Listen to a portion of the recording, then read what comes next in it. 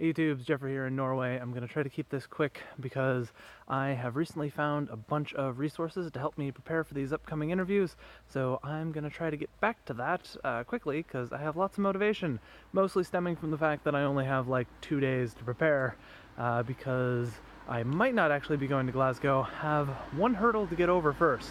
I guess it wasn't clear that I'm not already in the UK, so before they go ahead and bring me out there, I need to get through a Skype interview, which is Monday morning. So I've got a lot to teach myself, or at least try to make myself seem like I have some idea of what's going on in terms of transmission and electricity systems and the UK power system, and anyway, lots to learn. But in my preparation, one of the things that I found was a lecture series on the utility sector, and it was from the US. It was actually from the University of Colorado Boulder, and I knew most of it just because it was fairly basic and I had kind of worked in that space before, but it was interesting to see what kinds of things I would pick up on when I wasn't just trying to wrap my head around the whole big picture. And there was one just offhand comment at the end of one of the videos, and this lady says something along the lines of, and all of these utilities are just trying to balance reliability and cost with environmental concerns and the knowledge that demand will just continue to grow.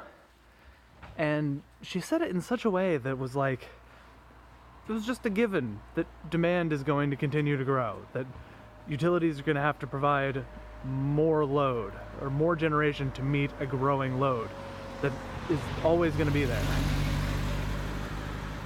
Why is that such a given? Like, have we just accepted that we're always going to need more and more energy? And this is coming from a video from the US where people use more energy per capita than anyone, like by a long shot, except for maybe Canadians are pretty far up there too, but like by a long shot more than the rest of the world.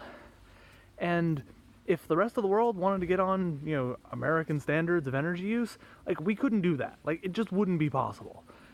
And if we're actually going to get through this whole energy revolution thing, that's going to have to be a big piece of it. We just don't have the energy to have everyone being like Americans. Part of the puzzle is definitely rethinking how we use energy. I've been listening to and reading a lot from a guy named Vaclav Smil. He is a Czech-American professor who's now in Canada at the University of Manitoba, and he is just a breath of fresh air when it comes to talking about renewables and energy.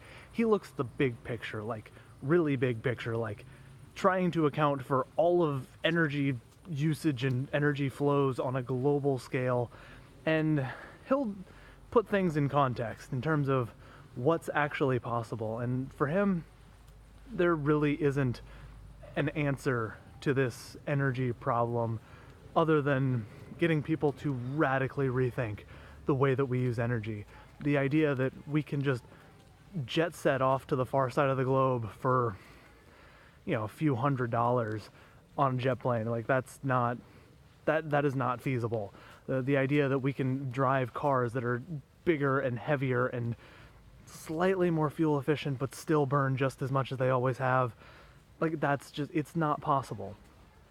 We have to completely rethink the way that we're using energy from every aspect, whether it's transportation, whether it's food, whether it's electricity. I'll put some links in the doobly-doo. That wasn't really coherent, but I'm rounding the corner to head back and I won't make this any longer. So let's just think about that idea that we're going to continue to use more energy. And does that actually have to be true? Could we do this without using more? Like, isn't that possible? Is it possible? I don't know.